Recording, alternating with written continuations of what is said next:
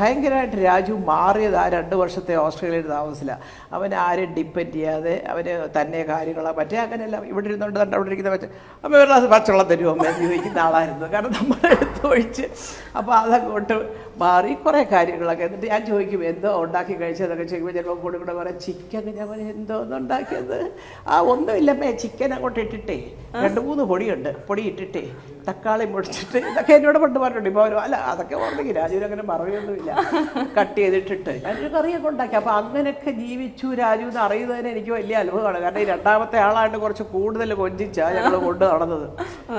അപ്പോൾ അങ്ങനെ കുറേ കൂടെ ഡിപ്പെൻഡൻ്റായി കാര്യങ്ങൾ തന്നെ താൻ നോക്കാൻ പഠിച്ചു. അതെല്ലാം അവൻ്റെ ഈ ഓസ്ട്രേലിയൻ ജീവിതത്തിനിടയ്ക്ക് അവൻ അവരെ വലിയ കാര്യം. ഇപ്പോഴും അവരൊക്കെ തമ്മിൽ അങ്ങോട്ടും ഇങ്ങോട്ടും ഫോൺ വിളിയും ബന്ധപ്പെടുന്നതും ഒക്കെ ഉണ്ട്. അവൻ്റെ ഓസ്ട്രേലിയയിൽ പഠിച്ച ഈ മലയാളികൾ തന്നെ ഉണ്ട്, കൃഷ്ണകുമാർ എന്നൊക്കെ പറഞ്ഞ എൻ്റെ വലിയ കൂട്ടുകാരാണ് അവരൊക്കെ. അപ്പോൾ അങ്ങനെയാണ് രാജു ഈ പറഞ്ഞതുപോലെ ചോദിക്കുമ്പോൾ ഇപ്പോഴും അല്ല കാര്യം നമ്മൾ അതേ 9 മാസം ഉള്ളത് അതൊന്നും പറഞ്ഞ കാര്യമില്ല, അൾട്ടിമേറ്റ്ലി ഞാൻ 12ാം ക്ലാസ്സുകാരനാണ് എന്ന് പറയാം. അപ്പം ഞാൻ പറയാം അപ്പം നിന്നെക്കാട്ടി ക്വാളിഫൈഡാണ് ഞാൻ BSc കെമിസ്ട്രി. അപ്പോൾ ഈ പറഞ്ഞ എനിക്ക് ലാസ്റ്റ് എക്സാം എഴുതാൻ പറ്റിയില്ല.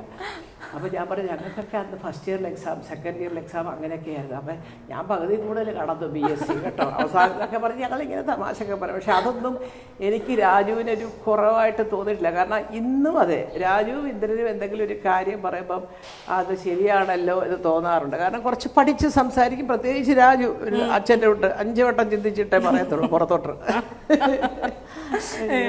ഈ എപ്പോഴെങ്കിലും നമ്മൾ പൊതുവെ കേട്ടിട്ടുണ്ട് രാജു കുറച്ച് ഷോർട്ട് ടെമ്പേർഡ് ആയിട്ടുള്ള ആളാണ്, പെട്ടെന്ന് ദേഷ്യം വരുന്ന ആളാണെന്ന്. അമ്മയായിട്ട് അങ്ങനെ ഗുസ്തി പിടിക്കാറുണ്ടോ?